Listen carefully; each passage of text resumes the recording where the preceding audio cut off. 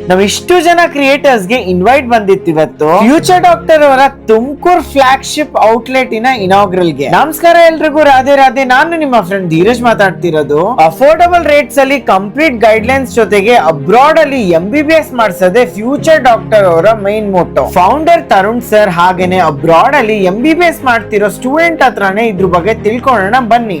ಎಲ್ಲರೂ ಹೇಳ್ತಾರೆ MBBS abroad ತುಂಬಾ ಕಷ್ಟ ಇರುತ್ತೆ, ಅಲ್ಲಿ ಓದಕ್ ಕಷ್ಟ ಆಗುತ್ತೆ, ಮತ್ತೊಂದು ಅಂತ ಹೇಳ್ತಾರೆ.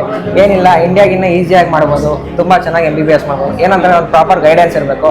ಅದು ನಾವು ಫ್ಯೂಚರ್ ಡಾಕ್ಟರ್ ಕನ್ಸಲ್ಟೆನ್ಸಿಯಿಂದ ಹೋದ್ರೆ ವೀಸಾ ಆಗಿರ್ಬೋದು, ಪಾಸ್ಪೋರ್ಟ್ ಆಗಿರ್ಬೋದು, ಮತ್ತೊಂದು ಆಗಿರ್ಬೋದು, ಅಲ್ಲಿ ನಮಗೆ ಏನೇನು ಬೇಕು ಎಲ್ಲ ಗೈಡ್ ಮಾಡಿ ತುಂಬಾ ಚೆನ್ನಾಗಿ ನೋಡ್ಕೊಂಡು.